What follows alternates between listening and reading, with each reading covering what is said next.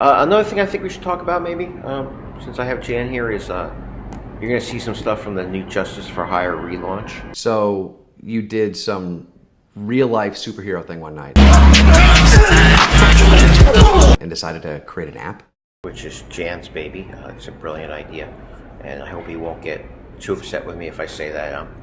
In infancy, it started off with the gym. In my gym, I mean, people that were associated with the gym were part of the original project. A lot of stuff was filmed in and around the original gym.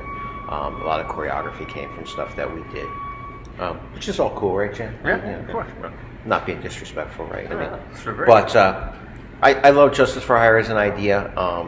Jan is relaunching it. He showed me some of the stuff on it. I love the idea of the relaunch too, and I honestly think actually it's going to fit in nicely with the Justice for Hire. Is going to fit nicely with the Truth Project as we create communities, and they can be alternate communities, or they can be I don't know if alternate is the right word actually. Parallel communities maybe is the right word. In other words, because again, we have people that want to be fighters, and we have people that just want health.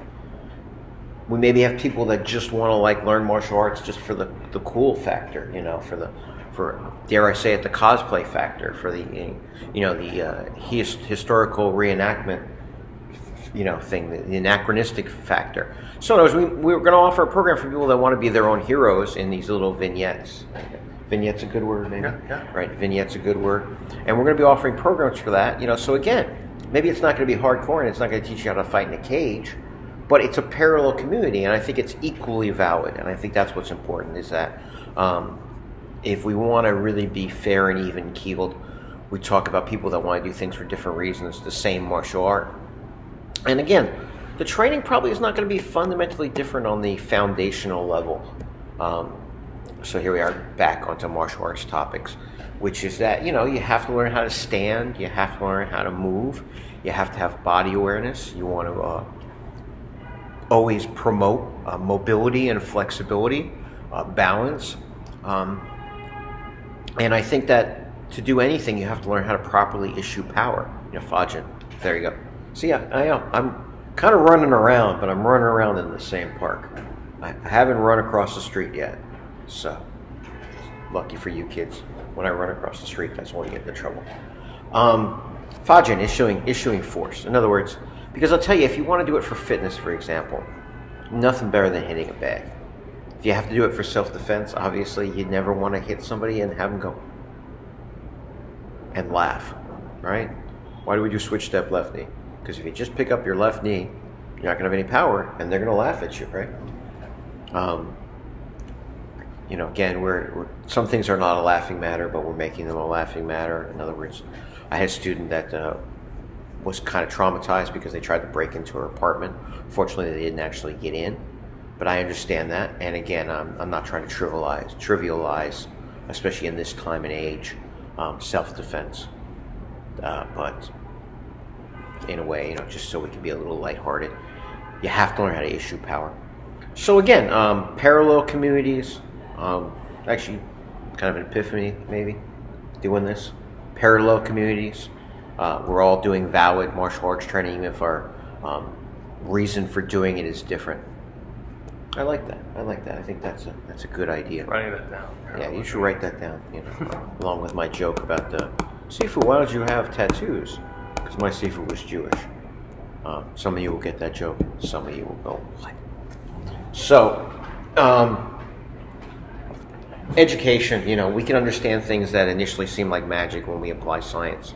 And again, that's how you don't throw out the baby with the bathwater. That's the cardinal sin. You throw out the baby with bathwater. If you just say, well, chi is probably not real. Meridians are probably not real. Subtle body is probably not real. You're probably not moving chi around in your body. This is at which point the peasants start gathering their pitchforks and their torches to come and burn me. But that doesn't mean we throw out all those exercises. Every Qigong exercise that anybody has ever learned, if they were real, we know some exceptions, obviously. They do give you positive results, but they probably don't give you positive results because you're, cultivating your Shen or moving your Qi around or or because of your meridians. It's, my friend Chris, who's somebody we should definitely bring on the podcast, can sit down and explain to you why anatomically, physiologically, you're getting results from the things that you're doing. So, again, we want to do science. We want to accept that people will have parallel communities, but we want to also realize that all parallel communities should be also engaging in real training, truth training with truth, so to speak. And that's how we progress. So certainly, well, actually, if you're in New York, obviously you'll be able to come and train at the school when we set up the Heroes Academy, right? But if you're not in New York, the idea as Justice for Hire grows is that maybe there will be a Heroes Academy or a Heroes Factory for you in another city. And certainly the whole idea of the new Justice for Hire relaunch is that you'll be able to be your own hero and film your own hero escapades and add them into the project. Right, Jen? Heroes? And who are the heroes? Anyone. You are now listening to And who are they saving? Anyone. Yeah. I'm not talking too much because I'm literally writing the rules right now for character creation. Well, there you go. I can talk while I'm asleep or dead, but I'm just trying to draw Jan a little bit in because I always feel like he's the silent man behind the screen.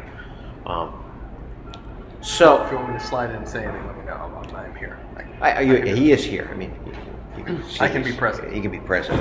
But it's kind of casual Friday. We came in to talk about a couple of things. So I talked about liver shots, diaphragm shots, the infamous red sand palm on the handball court.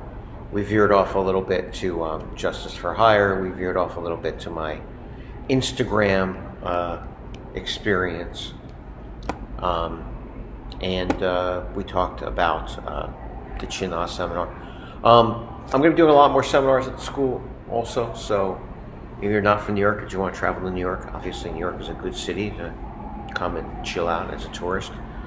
So you can train one day with me and then run around the city, the battery's up, but the battery's down. The Bronx is up, but the battery's down. People riding a hole in the ground. There, that reference is even older than I am. So, I think we're going to make a short podcast today, but we'll be adding more. And of course, as you guys have noticed already, when I have short random thoughts that I pop onto, they also get added onto the Patreon here. So you can feel free to read those, and there'll probably be more coming up this week. I'm going to try to get a little bit more done this week. Jan, you're here in New York this week? Sure am. Yeah, so we're going to produce a little more content, and not just podcast content. I think we're going to start putting up some of those dual track things, the traditional and the modern. And I also want to start doing some of the gong gong ling gong, speaking of the not throwing the qigong out just because we don't believe in qi. We're going to start introducing some of that stuff also. So again, thank you so much for joining us. Have a great day. I'll see you soon. This is David Ross and my man Jan McCannis.